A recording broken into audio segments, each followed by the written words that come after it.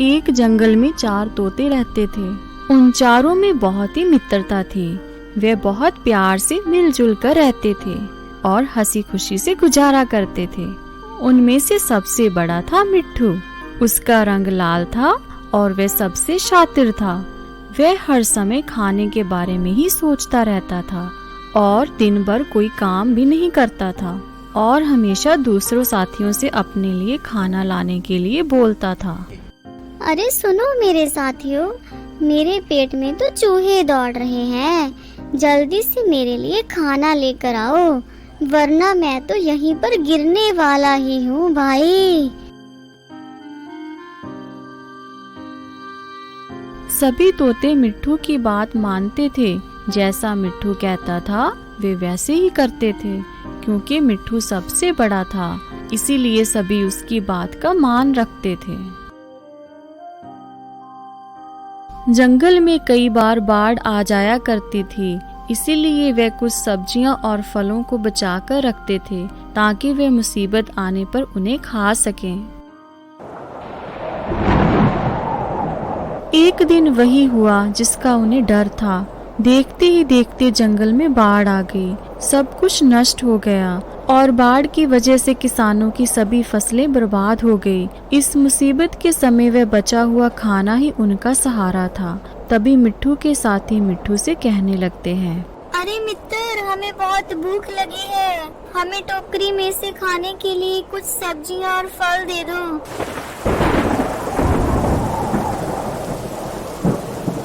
कौन सी सब्जियां?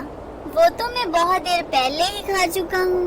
अब तो मेरे पास कोई भी फल और सब्जियां नहीं है। अब तुम बारिश रुकने का इंतजार करो, फिर जाना खाने की तलाश में।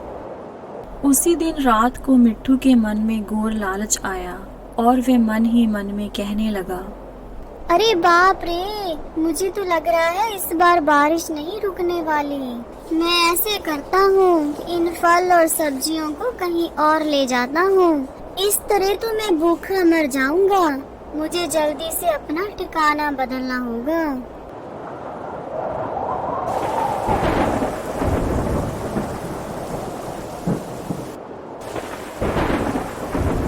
अरे अरे, वो देखो, मिट्ठू सब्जियों और फलों की टोकरी लेकर कहीं पर जा रहा है।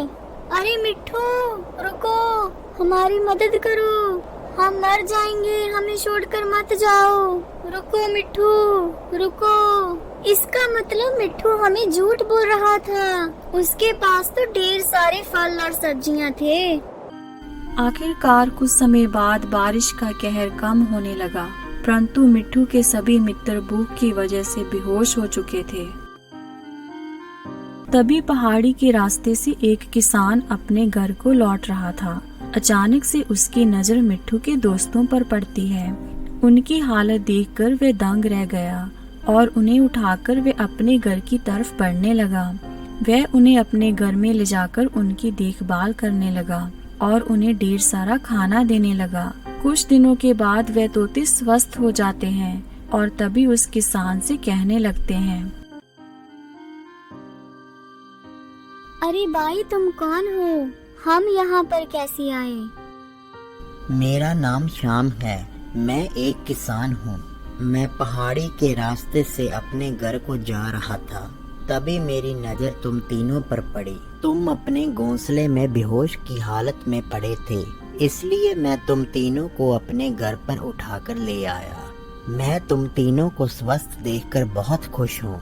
देखा मित्र, मिट्ठू कितना लालची निकला।